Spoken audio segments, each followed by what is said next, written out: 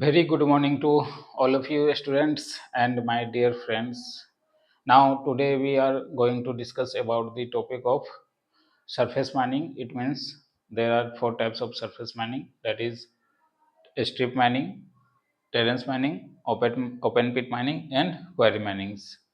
तो अभी तक हम लोग ने क्लासेस में देखा है कि ओपन कास्ट अंडरग्राउंड के बारे में कुछ बेसिक नॉलेज लिया, फिर डिफ्रेंशिएट किया ओपन कास्ट अंडरग्राउंड के बारे में, फिर स्ट्रिपिंग रेशियो या फिर प्रोस्पेक्टिंग या फिर आप रिहाइलेशन, ये सब सारे डिफिनेशन यानी कि जो बेसिक कंसेप्ट होते हैं वो हम लोग ऑलमोस्ट कर रहे हैं।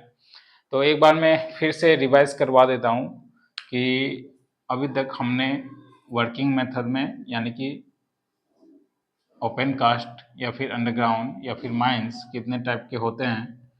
तो स्टार्टिंग में हम लोग ने माइंस देखा, mines as a mechanized mines and manual mines regulation के अकॉर्डिंग। बट डिप्लोमा के अकॉर्डिंग हमें क्या क्या पढ़ना है, माइंस यानी कि ओपन कास्ट माइंस, माइंस या फिर mining, okay, open cast mines. फिर इसमें हम लोग अंडरग्राउंड माइंस देखे, underground mines, okay. Then after underground में हम लोग दो वर्किंग मेथड देखे थे, BNP यानी कि बोर्ड एंड पिलर मेथड और दूसरा लॉन्ग वॉल मेथड, ठीक है। बोर्ड एंड पिलर में भी हमने दो कैटेगरीज के वर्किंग मेथड देखे थे, stowing board and pillar method और caving board and pillar method. Long wall में भी दो तरीके की माइनिंग होता है, retreating long wall mining, retreating long wall mining method और एडवांसिंग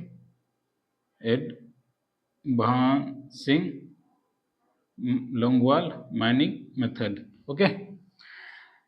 तो अब हम लोग देख रहे हैं ओपन कास्ट।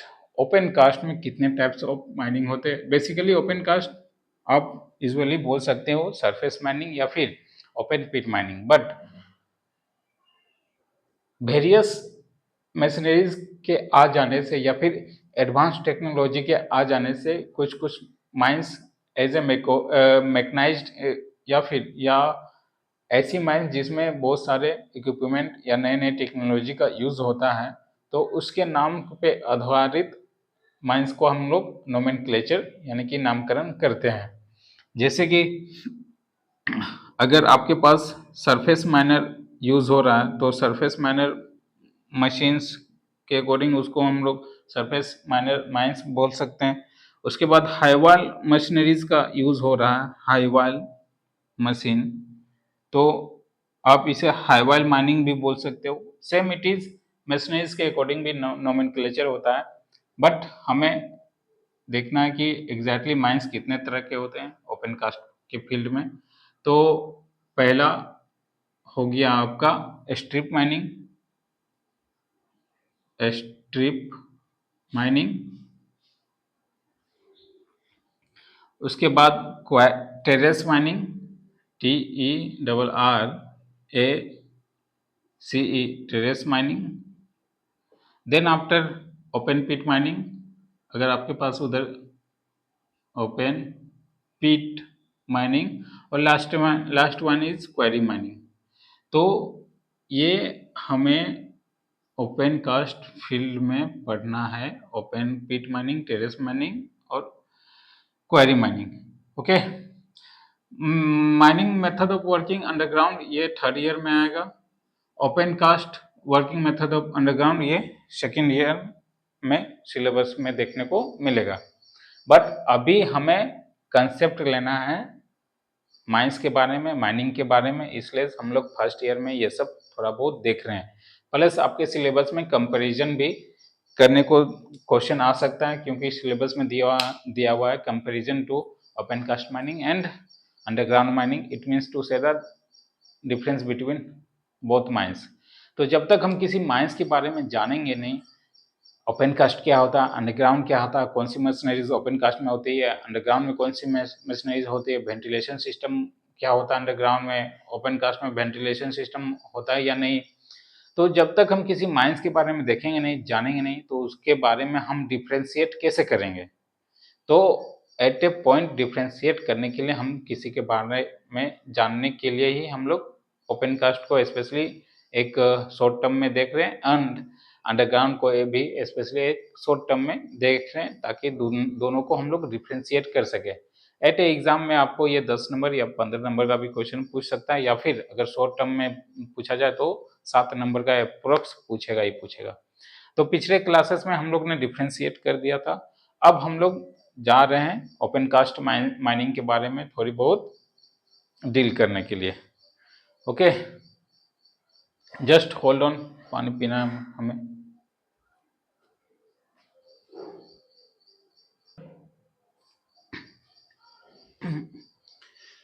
तो आपकी syllabus according to Jharkhand university of technology या झारखंड टेक्नोलॉजी ऑफ यूनिवर्सिटीज़ के अकॉर्डिंग जो न्यू सिलेबस बनी हुई है, उसमें आपको सेकेंड ईयर में ओपन कास्ट के method of working open cast के बारे में देखना होगा, और थोड़ी बहुत फर्स्ट ईयर में भी ओपन कास्ट के बारे में देखना होगा, क्योंकि डिफ्रेंशिएट करना है। तो मैंने लास्ट क्लासेस में ये स्ट्रिप माइनिंग बताया था कि स्ट्रिप माइनिंग क्या होता है, फिर टेरेस माइनिंग क्या होता है, फिर ओपन पिट माइनिंग क्या होता है, और क्वारी माइनिंग क्या होता है। क्वारी माइनिंग स्पेशली मेटल माइंस के लिए यूज़ किया जाता है। वैसे माइंस जो स्टोन के लिए यूजफुल हो या फिर स्टोन के लिए स्पेशली क्वारी माइनिंग का वर्ड यूज़ करते हैं, जैसे कि मार्बल्स हो गया या फिर माइका हो गया, या फिर अदर और भी फील्ड में अगर स्टोन माइंस है तो आप उसको क्वारी माइनिंग के नाम से देख सकते हैं। ओपन पिट माइनिंग बोलिए या सरफेस माइनिंग बोलिए, both are same. Surface mining and open pit mining both are same, और नहीं तो फिर आप ओपन कास्ट माइनिंग भी बोल दीजिए, ये सारा यूजुअली सेम ही होता है। टेरेस माइनिंग क्या होता है? मैंने बताया था कि मिनरल्स को एज ए बहुत डीप हो जाने के कारण हम लोग टेरेस माइनिंग का यूज़ करते हैं as a deeply excavation of minerals. Okay, तो यहाँ से आप देख सकते हो कि कितनी डीप गई है माइंस, तो उसी के अकॉर्डिंग में हम लोग टेरेस माइनिंग भी यूज़ करते हैं। और स्ट्रिप माइनिंग क्या होता है? स्ट्रिप माइनिंग मतलब जो माइनिंग एज ए ड्रैगलाइन से यूज़ हो रहा है, ड्रैगलाइंस मशीन यूज़ हो रही है जिसमें, वो उसे हम लोग स्ट्रिप माइनिंग कहेंगे। Strip mining basically side casting के लिए ड्रैगलाइंस को यूज़ किया जाता है। और साइड कास्टिंग कैसे होती है कि अगर अगर जस्ट होल्ड ऑन, अभी पहला पॉइंट ही आप लोग लिखिए, इसको चार्ट बना लीजिए, और पहला पॉइंट में लिखिए आप, पहला टॉपिक में स्ट्रिप माइनिंग। अभी हम लोग स्ट्रिप माइनिंग के बारे में देखेंगे। मिट नहीं रही है, ये चार्ट को आप प्रिपेयर बना लीजिएगा।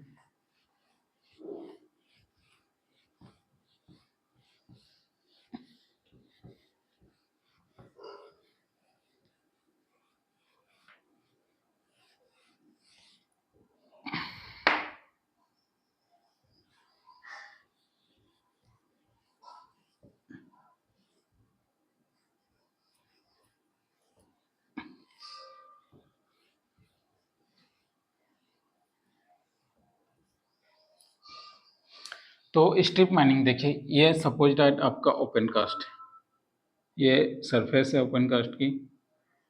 It means to say that आपने इसे लीज होल्ड पे ले चुका है, या किसी कंपनी ने लीज होल्ड पे ले चुका है। इसमें पेड़ पौधे दर्शा देते हैं, जंगल है ये। ओके, ये जंगल है, ठीक। तो क्या होता है कि आपको एक्सप्लोरेशन या फिर अपने प्रोस्पेक्टिंग देखा तो पता चला कि विद इन ये 10 मीटर के जस्ट बिलो आपका मिनरल्स का डिपोजिशन है। ये मिनरल्स का डिपोजिशन है, यानी कि कोयले कोयला को लेके हम लोग आगे बढ़ रहे हैं, तो बेसिकली मिनरल्स के रूप में आप कोयले को समझिए। कोयले का डिपोजिशन है, कोयले का फॉर्मेशन हमारा 10 मीटर के अंदर है। ओके, तो सारे जूलॉजिकल एनालिसिस सर्वे वगैरह करके हम लोगों ने ये रीडिंग पाया कि 10 मीटर के अंदर ही हमारा कोयले का फॉर्मेशन है। तो ऐसे में क्या होता है कि अगर हमें जल्दी प्रोडक्शन चाहिए या फिर जल्दी माल निकालना है, माल का मतलब यहाँ पे कोयला होगा। ओके, वो माल दिस डैट वाला माल नहीं, ये कोयला। ठीक, तो as a drag lines machine हम लोग यूज़ करते हैं। ड्रैग लाइन मशीन, ये मशीन बहुत कॉस्टली है और ऐसी मशीन होती है कि इसके चारों तरफ लेग्स होते हैं और ये स्टेप बाय स्टेप चलता है। ड्रैग लाइन्स मशीन, अगर 4 लेग है तो एक लेग को ये ऊपर उठाएगा और रोबोटिक टाइप में चलेगा। ये उठाया ऐसे, फिर यहाँ से ये दूसरा पैर उठाएगा, तब तक वो दोनों बैलेंस करेगा। सेम इट इज, ये रोबोटिक टाइप में चलता है ड्रैग लाइन्स मशीन। इसमें क्या होता है, मशीन की जो कटिंग एज होती है वो अप्रोक्स 2 से 5 मीटर तक साइड कास्टिंग यानी कि छिलते हुए जाती है। ये अगर चल रही है मशीन तो यहाँ कटिंग ऐसे ऐसे ऐसे यानी कि छिलते हुए ये मशीन चली जाती है।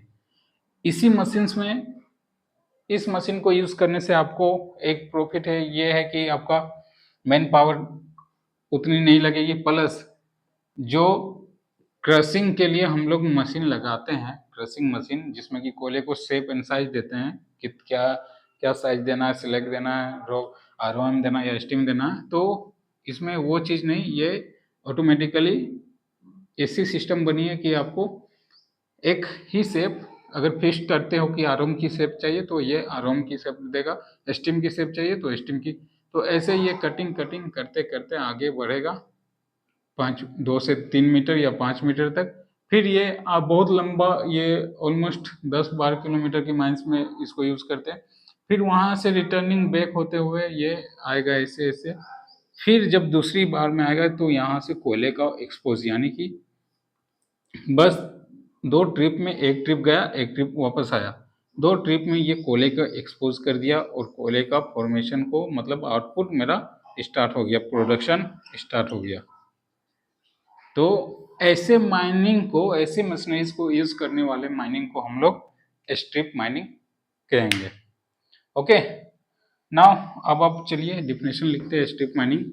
किसी दिन अगर सीसीएल में स्ट्रिप माइनिंग कहीं ड्रैगलाइंस यूज, डेफिनेटली ड्रैगलाइंस है, मैं देखा नहीं हूँ, बट किसी दिन आपको हेडक्वार्टर से बात करके विजिटिंग करवा के आपको वीडियो अपलोड करूँगा कि ड्रैगलाइन मशीनरीज क्या होती है और ड्रैगलाइन माइनिंग कैसे करते हैं। तो अब डिफिनेशन लिखते हैं।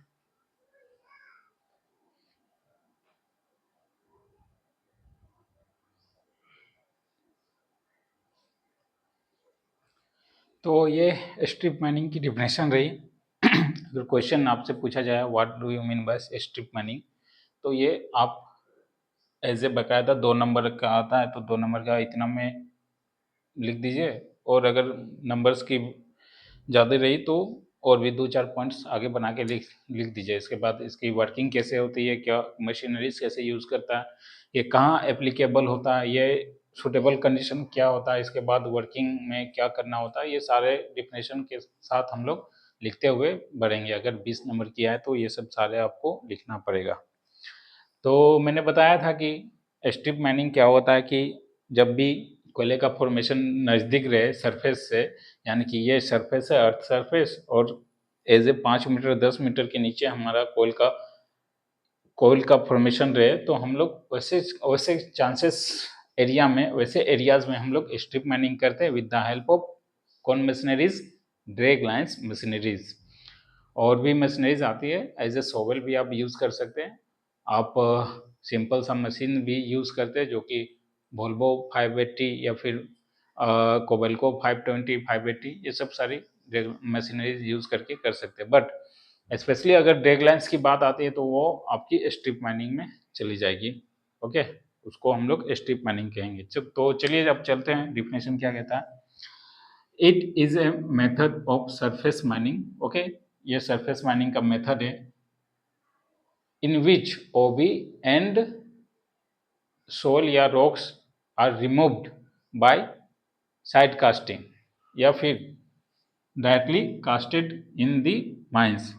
It is the method of surface mining in which OB means overburden is directly casted या side casting it means to एक ही बात है in the mines out area। मतलब ड्रैग लाइन्स में ही ऐसी सिस्टम्स रहती है कि वो कोयले को एक्सपोज करने के लिए 3 से 5 मीटर के डिप में कटिंग करते हुए एज ए आप अगर हल चलाए होंगे या फिर ट्रैक्टर में जो हल लगी रहती है खेती बाड़ी के लिए, तो same it is drag lines की भी ऐसे ही टीथ लगी हुई रहती है मशीनरीज में। ठीक है, तो it is directly casted in the mines out area जहाँ से कोयला का फॉर्मेशन हम लोग कर चुके हैं या फिर कोयले का फॉर्मेशन नहीं हो, जिसको हम लोग डिकोल्ड एरिया के नाम से भी जानते हैं, by deploying heavy machineries such as drag lines. बस इसी के नाम पे ही स्ट्रिप माइनिंग का नाम पड़ा हुआ है, comma dumper comma shovel etc. Okay,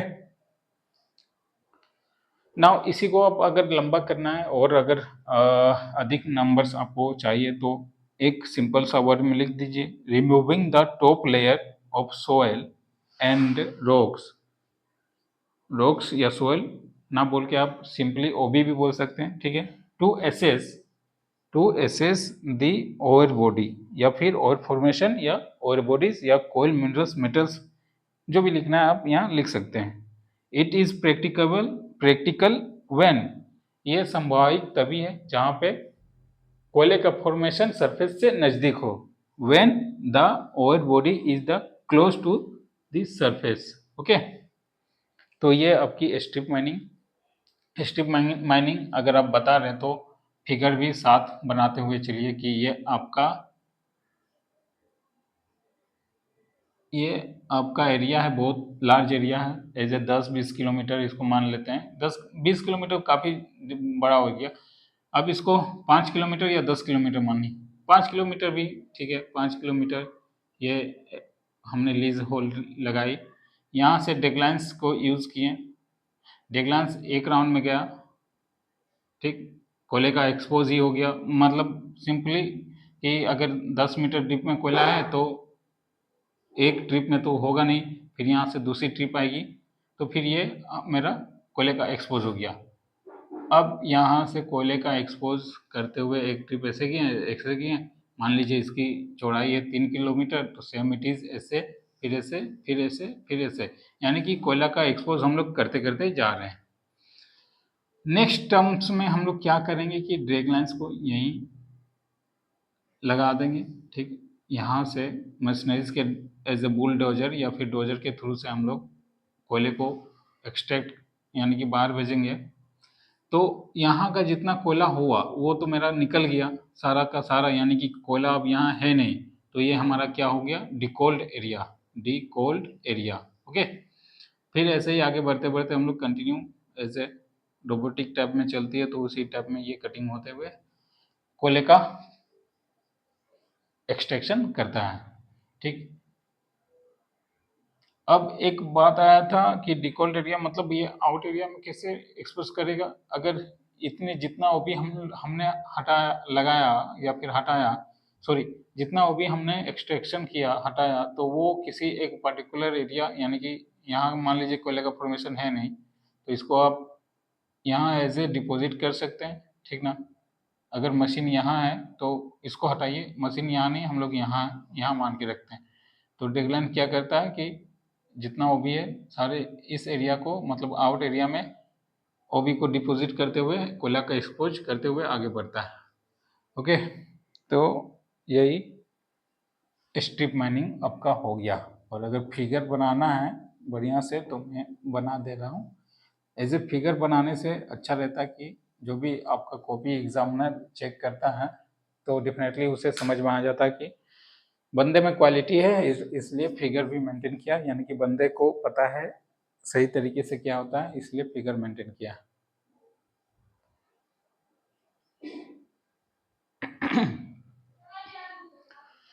तो ये हमारा फिगर है, फिगर को मैं समझा देता हूँ एक बार फिर से।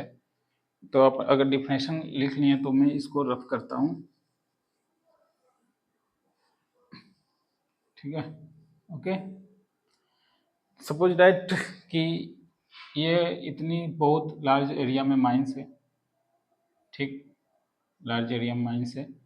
यहाँ से डेडलाइन स्टार्ट किया वर्किंग करते करते, देखिए यहाँ पे आया, तो ये बहुत बड़ी मशीनरीज होने के कारण इसमें बेल्ट कन्वेयर के थ्रू से जितना भी ओबी या फिर ओवरबर्डन मिट्टी सोयल मोरम बोलिए, ये सारे ये बाउंड्री लाइन्स है, जहाँ पे कोयला का फॉर्मेशन है बाउंड्री लाइन्स है।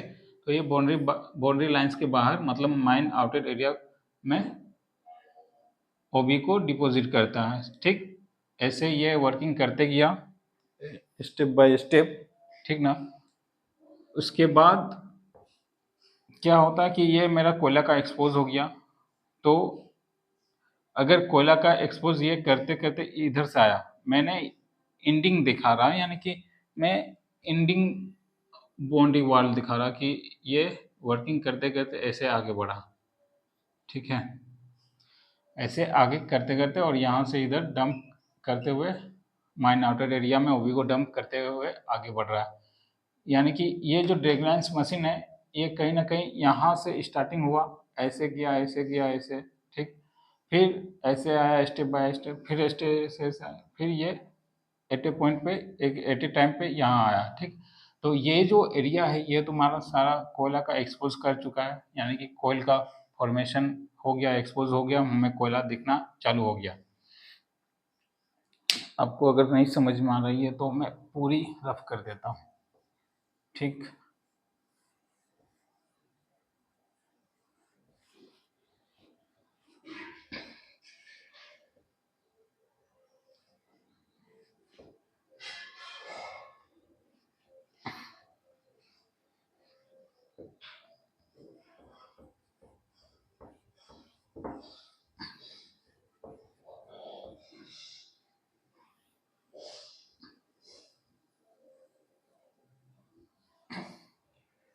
ओके, ये हमारा ऊपर में बॉर्डरिंग लाइन है और इधर से वर्किंग करते हुए डेडलाइन यहाँ तक पहुँच गया।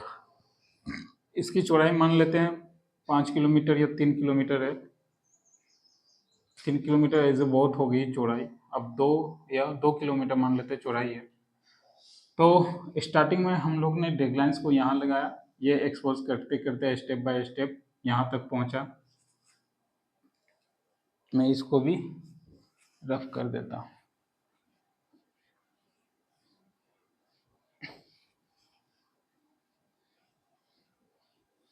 अब प्रॉपर तरीके से समझ में आ जाएगा। ये इधर आपका बाउंड्री लाइन्स हो गया और ये हमारा माउथ हो गया सबसे ऊपर में। अगर कैमरे में कैद आ रही है तो समझ लीजिए कि स्टार्टिंग पॉइंट हमारा डेडलाइंस का यहाँ था, इस बाउंड्री लाइन्स से, इस बाउंड्री लाइन से, ठीक है। तो स्टेप बाय स्टेप ये आया, माउथ किया, राउंड किया, फिर स्टेप बाय स्टेप आया, फिर स्टेप बाय स्टेप करते हुए ये एट ए टाइम पे इस रेडियस पे या फिर इस एरिया पे आ गया।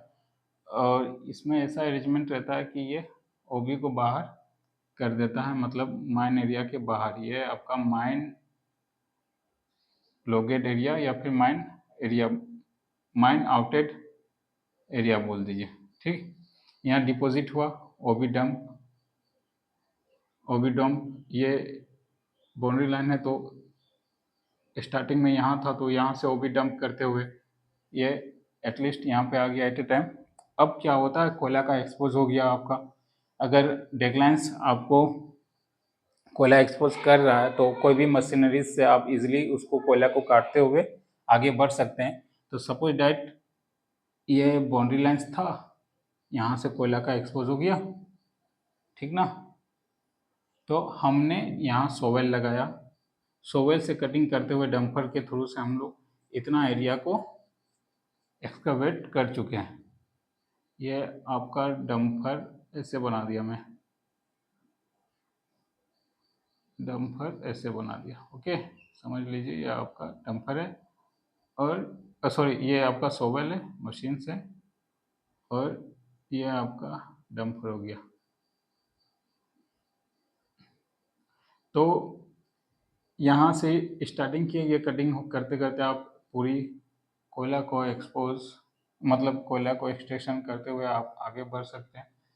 तो एक तरह से ये डेग्राइंस साइड कास्टिंग करते हुए ओबी को बाहर कर रहा है, मिट्टी उटी को बाहर कर रहा है, और यहाँ से आप दूसरी मशीनरीज को लगा के कोयले का प्रोडक्शन कर सकते हैं। तो ये आपका फिगर रहा, इतना कोयला एक्सपोज्ड, यानी कि इतना एरिया हम लोग सोवेल से कर रहे हैं या कंटिन्यू कर रहे हैं। ठीक, ये आप इसको बाउंड्री लाइंस दिखा दीजिए, ये बाउंड्री लाइंस। तो ये आपकी फिगर है, आप इसको बना के रख सकते हैं ताकि आपको समझ में आए।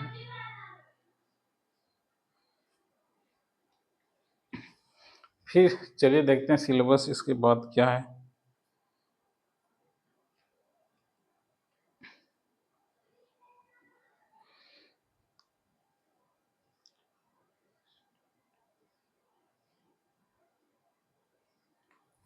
फिर देखते हैं कि इस मेथड को हम लोग कहाँ यूज़ कर सकते हैं, या फिर क्या कंडीशन रहती है, किस एरिया में ड्रैगलेंस बेसिकली यूज़ करने से प्रॉफिटेबल है। ठीक ना, इसके एडवांटेज भी देखेंगे, डिसएडवांटेज भी देखेंगे। ओके, तो अब चलिए चलते हैं एप्लीकेबल फॉर विच एरिया।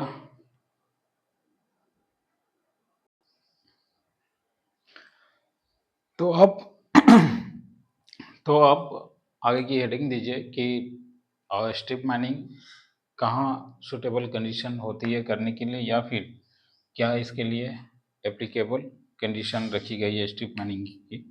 तो हेडिंग दीजिए दीज आर दी मेथड, या फिर यहाँ कर दीजिए following are the method is applicable for strip mining.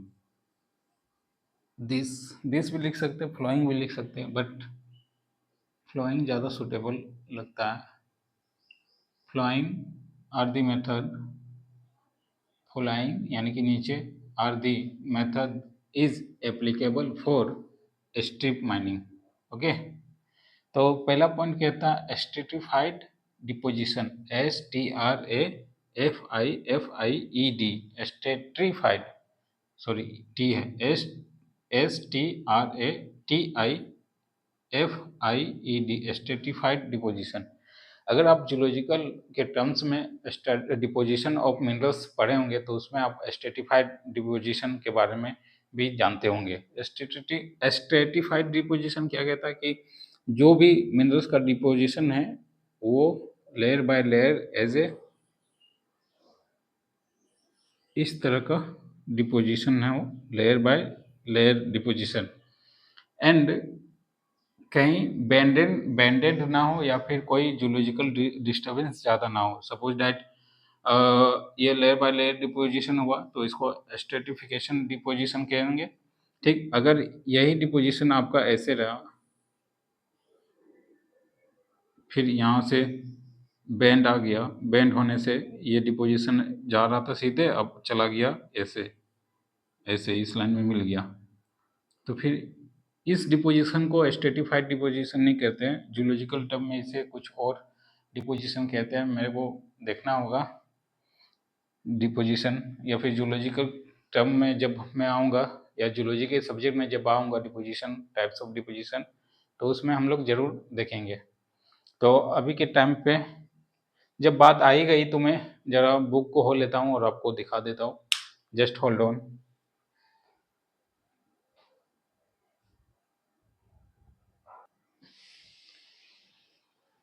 तो डिपोजिशन आप अगर जूलॉजिकल के टर्म में पढ़े होंगे तो वहाँ पे आपने देखा होगा स्ट्रेटिफिकेशन डिपोजिशन या स्ट्रेटिफाई डिपोजिशन।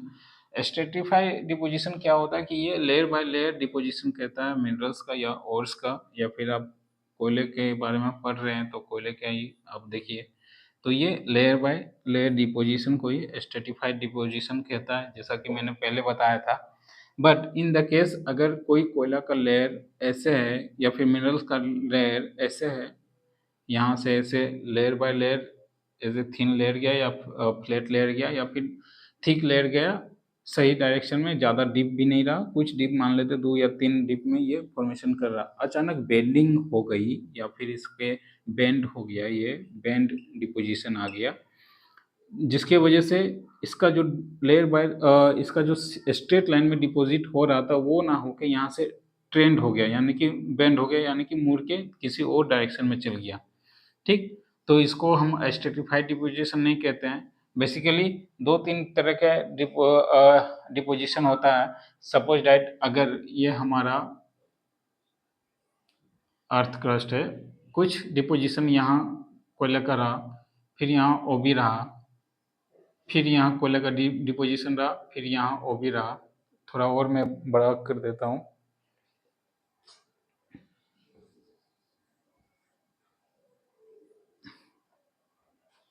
देखिए ये पूरा का पूरा मैं मान लेता हूँ बिलो टू दी अर्थ, या फिर ये माइन से पूरी तरह ऑयल का डिपोजिशन, ये आपका सरफेस हो गया। ठीक, अगर अगर इन द केस कोयला का डिपोजिशन कुछ देर तक यहाँ ऐसे रहा, ठीक, उसके बाद इस लेयर में यहाँ या फिर ये सीम में ऐसे डिपोजिशन रहा, फिर एक डिपोजिशन यहाँ रहा, फिर एक डिपोजिशन यहाँ रहा, तो ये स्ट्रेटिफाइड डिपोजिशन नहीं हुआ, एकदम मतलब कहने का मतलब है कि स्ट्रेट लाइन में ही अगर डिपोजिशन लेयर बाय लेयर करे तो उस केस में हम स्ट्रिप माइनिंग कर सकते हैं, ड्रैग लाइन्स का यूज़ कर सकते हैं। अब बताइए, यहाँ कुछ एरिया तक कोयला है, यहाँ कुछ एरिया कोयला है, यहाँ कुछ एरिया है, यहाँ कुछ और एरिया, तो ऐसे में आपको ड्रैग लाइन्स मशीन यूज़ करने से क्या बेनिफिट?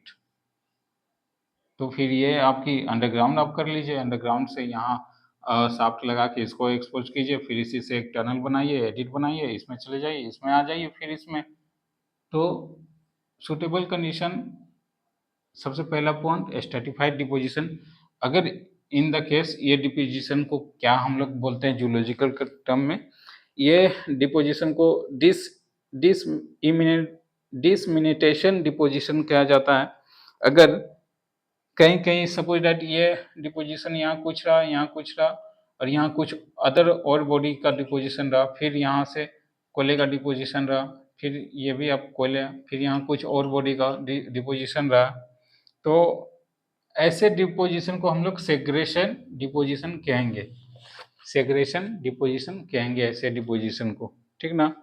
तो जो ड्रैग लाइन्स यूज होती है या फिर स्ट्रिप माइनिंग में यूज होती है वो it is layer by layer deposition as a straight line में होनी चाहिए। थोड़ा बहुत टेढ़ा मेढ़ा हो तो डजन मैटर, लेकिन लेयर बाय लेयर डिपोजिशन होना चाहिए। तो ये पहला एप्लीकेबल कंडीशन स्ट्रिप माइनिंग की। ठीक, देखिए मैंने ये लेयर बाय लेयर डिपोजिशन बताया, लिख भी देता हूँ, लेयर बाय लेयर डिपोजिशन ये जूलॉजिकल का पार्ट है, जियोलॉजी का पार्ट है, तो आप वहाँ बेहतर तरीके से डिपोजिशन या डिपॉजिट ऑफ एयर चैप्टर में आप देख सकते हैं। ठीक,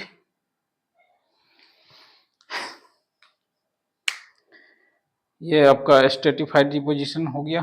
फिर जो दूसरी पॉइंट आती है इसमें फ्लैट एरिया होना चाहिए, मतलब ये नहीं कि पहाड़ी एरिया में ऐसे पहाड़ अप हुआ फिर डाउन हुआ फिर अप हुआ, ऐसे एरिया में हम लोग ड्रैग लाइन्स का यूज़ नहीं कर सकते या फिर स्ट्रिप माइनिंग का यूज़ नहीं कर सकते। तो ऑलमोस्ट ये फ्लैट एरिया के लिए ही रखी गई है, या फिर स्ट्रिप माइनिंग फ्लैट एरिया में ही हम लोग कर सकते हैं। तो दूसरी पॉइंट आप फ्लैट एरिया लिख दीजिए, बेस्ट रहेगा, फ्लैट एरिया। ठीक, उसके बाद एक पॉइंट आप स्टार्टिंग में बताया था कि अर्थ सरफेस से ज़्यादा बिलो नहीं होना चाहिए, यानी कि जो कोयले का फॉर्मेशन है वो अर्थ सरफेस से नियरेस्ट होना चाहिए। तो इसके लिए आप सुटेबल क्या होगा,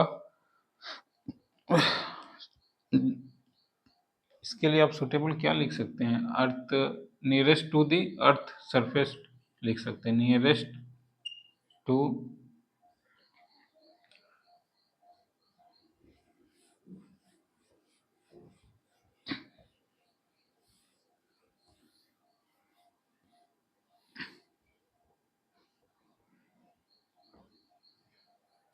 nearest to the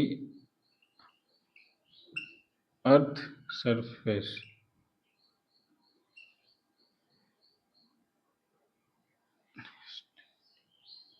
nearest deposition to the earth, nearest mineral deposition to the earth surface लिखिए, बेस्ट रहेगा।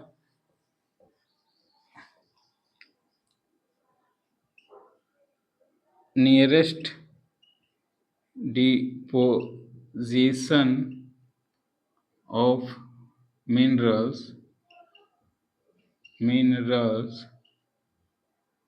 To the earth surface. ठीक है, ये हमारा सेकेंड पॉइंट। इसके बाद इसके लिए बहुत लार्ज एरिया चाहिए, large area as a 5 kilometre या फिर 10 किलोमीटर, 5 किलोमीटर से जितना प्लस एरिया आप दे सकते हैं, ये स्ट्रिप माइनिंग के लिए बेस्ट होता है। और क्या इसमें हो सकता है, लार्ज एरिया, ओके, और flat area, okay, stratified deposition, okay. फिर अगर पॉइंट देखते हैं, अगर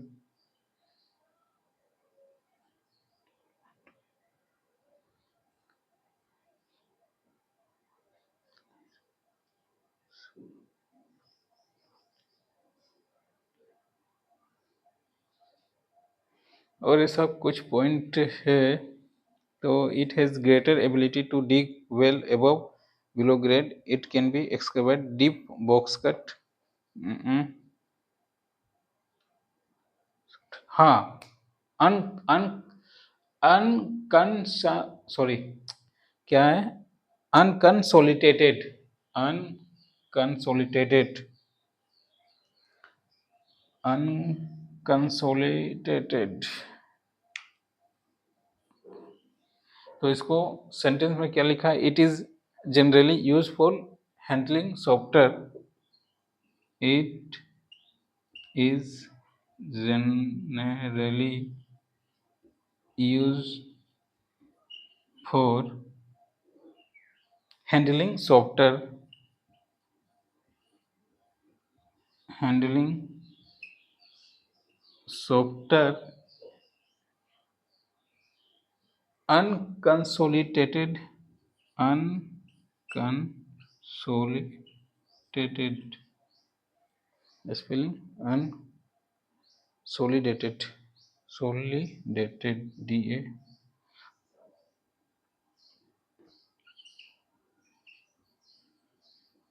unconsolidated materials।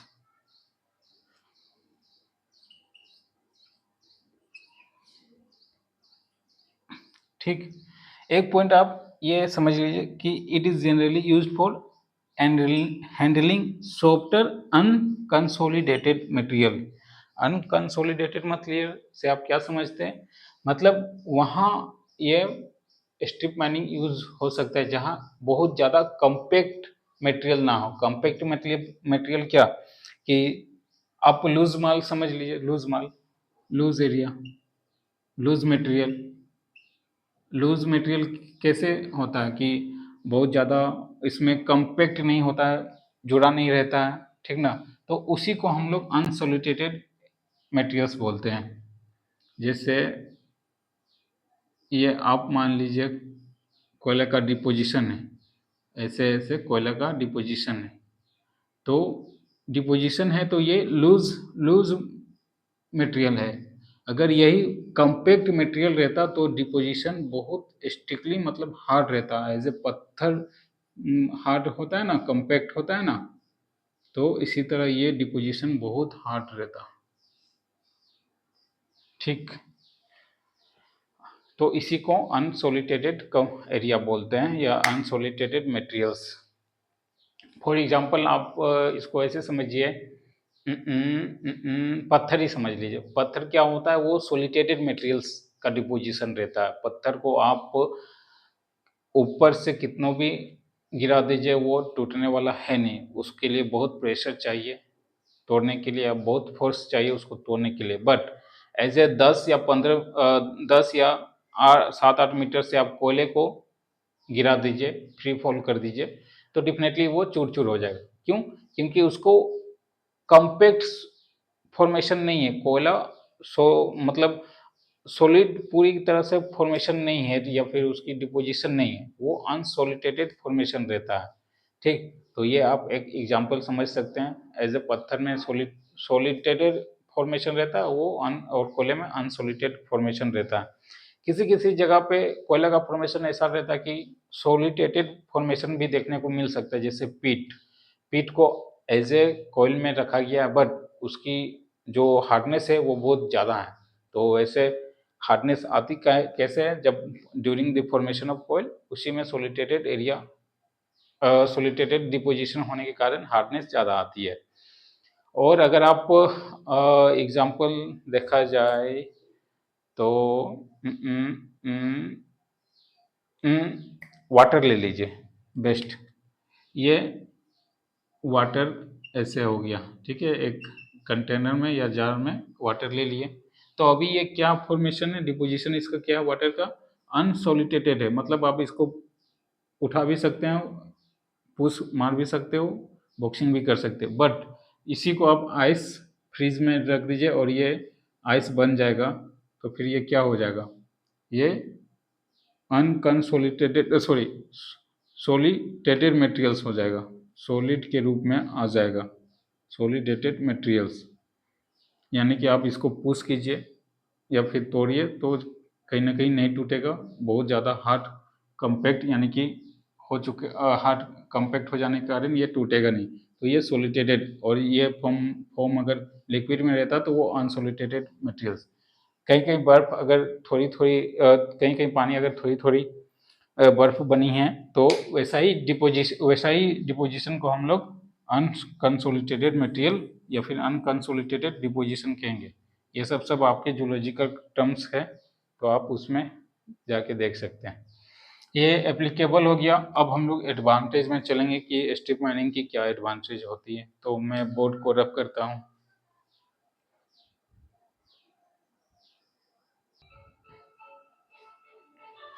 तो एडवांटेज ऑफ स्ट्रिप माइनिंग देखेंगे अब हम लोग कि ड्रैगलाइंस या स्ट्रिप माइनिंग की क्या एडवांटेज होगी। तो जब आप देख रहे हो कि स्ट्रिप माइनिंग के लिए बहुत बड़ी लार्ज एरिया चाहिए, तो लार्ज एरिया है, 2 राउंड में ही यानी कि 2 ट्रिप में ही कोयले का प्रोडक्शन हो जाता है। तो इसमें आप डेफिनेटली पहला पॉइंट आएगा कि मोर कोयल प्रोडक्शन या फिर मिनरल्स प्रोडक्शन, ठीक ना। ये मिनरल्स का या फिर कोयल का ज़्यादा प्रोडक्शन कैसे होता, ये आपका एरिया हो गया, ठीक ना।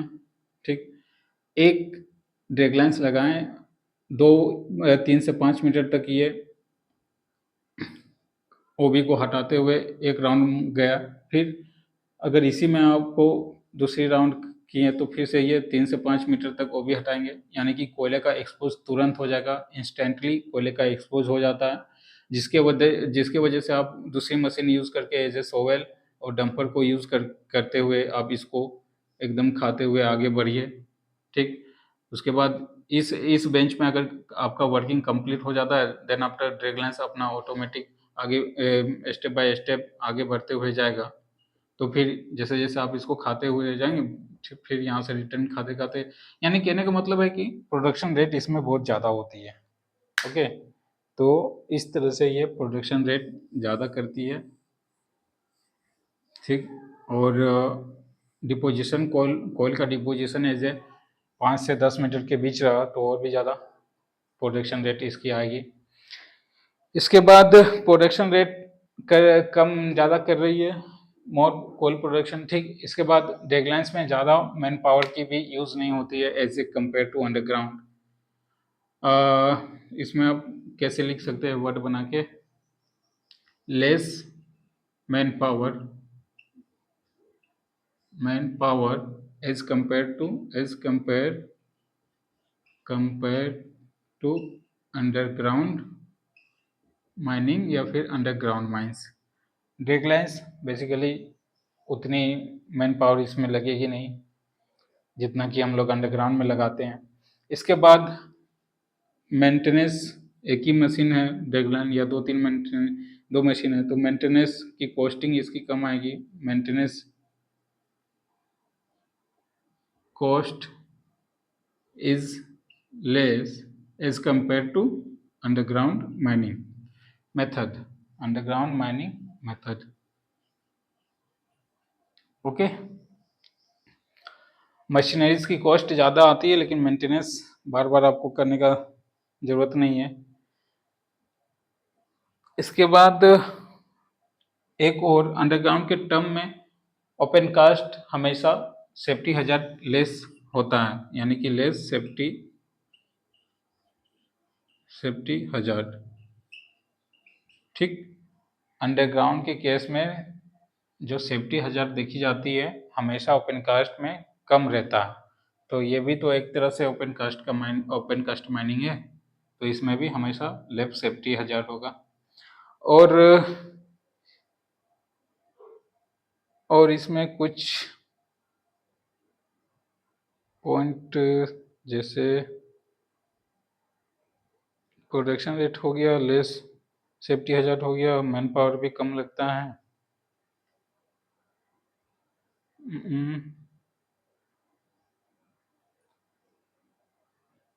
जल्दी भी ये वर्किंग कर देता है।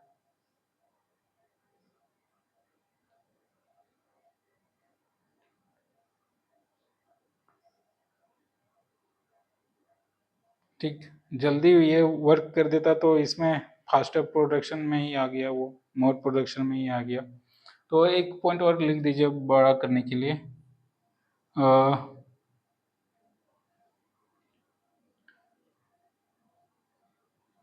मोर प्रोडक्शन, ठीक ना, but taking less time,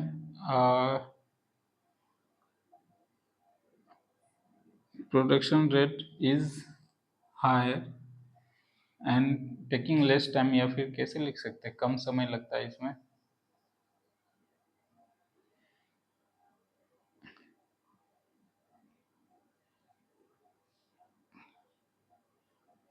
less time to other mining method, taking less time to other mining method लिख दीजिए।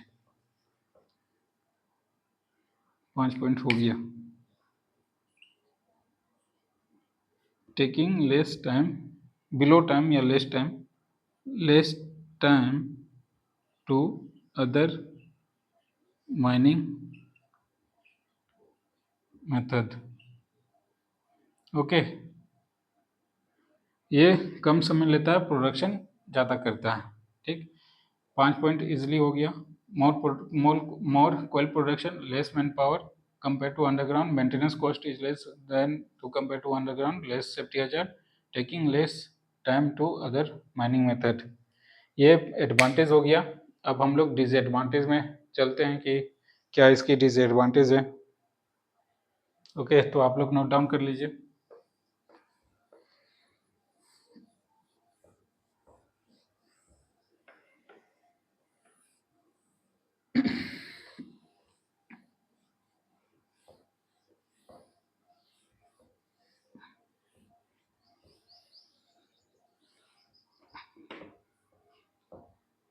अगर डिस्प्ले बोर्ड रहता तो काफ़ी बेस्ट होता है, आपको वीडियो को प्ले करने में, आपको समझाने में, या तो कहीं ना कहीं डिस्प्ले बोर्ड भी किसी दिन फंडिंग आया तो ले लेंगे।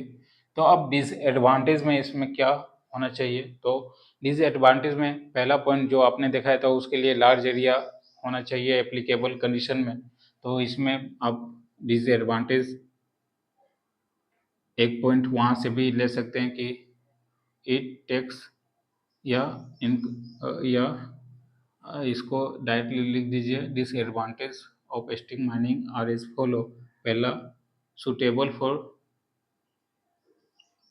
सुटेबल फॉर लार्ज एरिया होता है, लार्ज एरिया।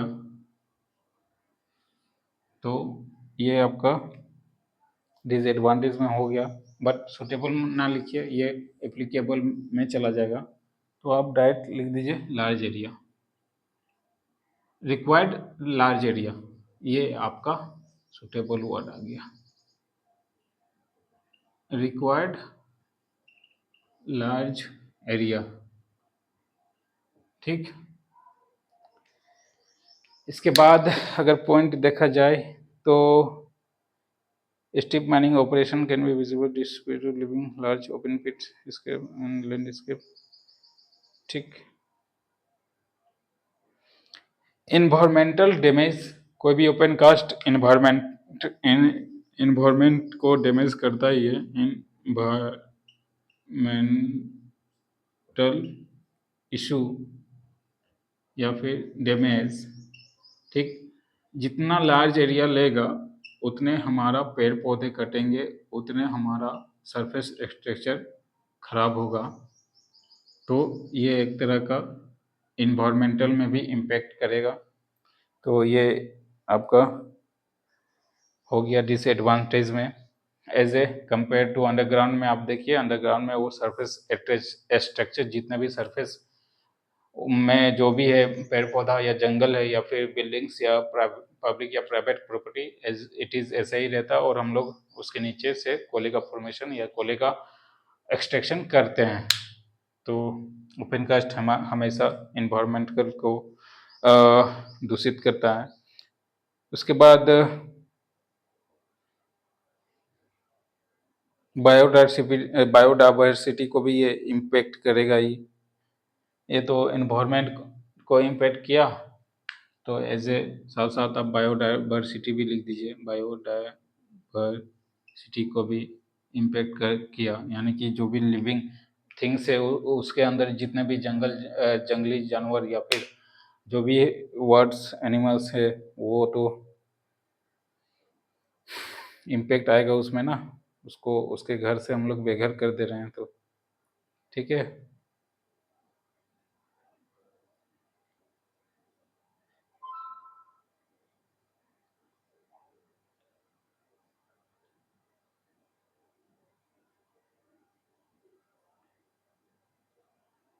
उसके बाद और पॉइंट क्या हो सकता है।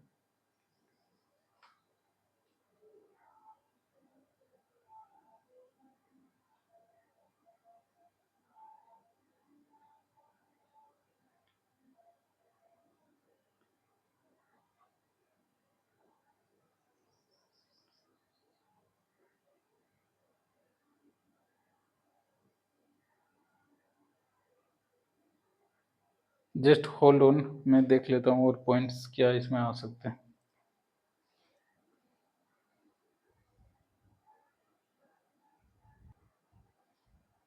तो ये सारे डिसएडवांटेज है, ये मैंने खुद से बनाया है, किसी book, it means to book हमारे पास अवेलेबल नहीं है। इन द केस अगर जब भी बुक हमारे पास हो जाएगी तो फिर मैं आपको और भी तरीके के डिसएडवांटेज है वो बाद में मेंटेन कर दूंगा। तो पहला रिक्वायर्ड लार्ज एरिया के लिए ये होता है, इन्वायरमेंटल इशू होगा, बायोडाइवर्सिटी भी इशू होगा, ये सब जनरल जनरल डिसएडवांटेज है। उसके बाद डिफॉरेस्टेशन, मतलब पेड़ों की कटाई तो होगी, तो ऑब्वियसली इन्वायरमेंट में इम्पेक्ट करेगा। इसके वजह से पेड़ों की कटाई होगा तो इसके वजह से ये भी इम्पेक्ट करेगा। ठीक, वेदरिंग इफेक्ट आपको देखने को मिलेगा ओपन कास्ट फील्ड में।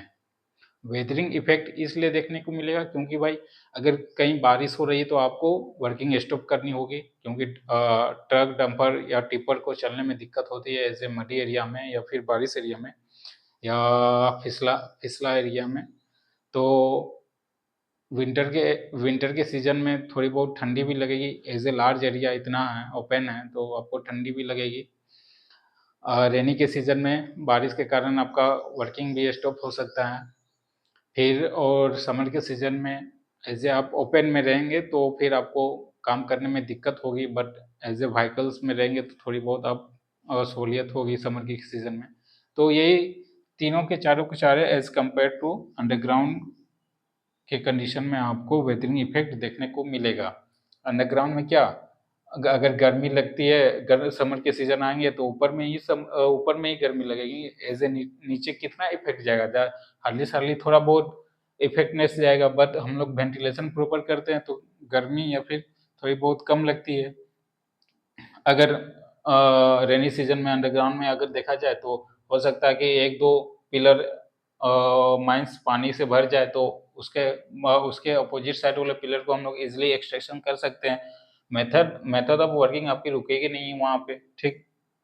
तो इस तरह का इफेक्टनेस, वेदरिंग इफेक्टनेस देखने को मिलेगा। तो ये आप डिसएडवांटेज में एज ए ड्रैगलाइन या स्ट्रिप माइनिंग में लिख सकते हैं, या फिर ओपन कास्ट के डिसएडवांटेज में भी जितना होता है इसमें आप मेंटेन कर सकते हैं। प्रॉब्लम्स इन रिहेबिलिटेशन, मतलब 5 से 10 किलोमीटर तक आप एरिया को लीज होल्ड में ले रहे हो, इन द केस वहाँ पे पब्लिक या कोई विलेजेस रहे, तो उसके लिए आपको रिहेबिलिटेशन तो करना होगा ना, यानी कि जहाँ से उठाए स्थापित किए हुए हैं तो विस्थापित किए हुए हैं तो स्थापित कहीं तो करना होगा। उसके लिए आपको फंडिंग चाहिए, लार्ज अमाउंट में फंडिंग चाहिए, घर देना होगा, जमीन देनी होगी, सब चीज़ करना होगा। उसके बाद लैंड एक्विजिशन, ये लैंड एक्विजिशन मतलब आपको लीज में लेने के लिए, या अगर वहाँ के रहती है या रैयत प्लॉट है तो आपको उसके लिए परमिशन और उसके लिए सही कंपनसेशन लगाना होगा, प्लस नौकरियाँ भी देना होगा, फैसिलिटीज़ भी देना होगा। तो इस तरह का आपको डिसएडवांटेज देखने को मिल सकता है ओपन कास्ट में या फिर स्ट्रिप माइनिंग में, बोथ आर सेम।